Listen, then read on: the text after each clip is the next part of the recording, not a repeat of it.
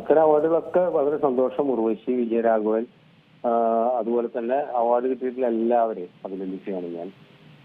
നമുക്ക് വളരെ പ്രസ്റ്റീജിയസ് ആയിട്ടുള്ള പ്രധാനപ്പെട്ട അവാർഡുകളെല്ലാം കിട്ടിയിട്ടുണ്ട്. അതിനകത്ത് വലിയ സന്തോഷമുണ്ട്. ഒപ്പം വലിയ നിരാശയുണ്ട്. മികച്ച സംവിധായകനുള്ള അവാർഡ് കേരള സ്റ്റോറി മാതിരി ഒരു തേർഡ് റേറ്റ് സിനിമയുടെ ഡയറക്ടർക്ക് കൊടുക്കുമ്പോൾ ആ ദേശീയ അവാർഡിന്റെ കംപ്ലീറ്റ് ഇതങ്ങ് പോയി എന്നുള്ളതാണ്, പ്രഭ പോയി എന്നുള്ളതാണ് എനിക്ക് അഭിപ്രായം. കാരണം ഒരു പ്രോപ്പഗാൻഡ സിനിമയുടെ ഡയറക്ടർക്ക് മികച്ച സംവിധായകനുള്ള അവാർഡ് കൊടുക്കുമ്പോൾ എന്താണ് അതിന്റെ മെസ്സേജ് എന്ന് നമുക്ക് വലിയ ഒരു നിരാശ ഉണ്ടാക്കുന്നുണ്ട്. പക്ഷെ ഓഫ് കോഴ്സ് നമ്മുടെ പ്രിയപ്പെട്ടവർക്ക് അവാർഡ് കിട്ടിയതിൽ വലിയ സന്തോഷമുണ്ട്.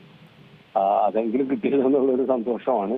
മികച്ച സിനിമയ്ക്ക് ഒന്നും നമ്മുടെ മലയാള സിനിമകൾ പരിഗണിച്ചില്ല എന്നുള്ളത് കൂടി ഒരു നിരാശയായിട്ട് ഞാൻ ഈ അവസരത്തിൽ പറയുന്നു. ഏറ്റവും പുതിയ വാർത്തകളും വിശേഷങ്ങളും വിരൽ തുമ്പിലറിയാൻ സീ മലയാളം ന്യൂസ് എല്ലാ ഡിജിറ്റൽ പ്ലാറ്റ്ഫോമുകളിലും ലഭ്യം.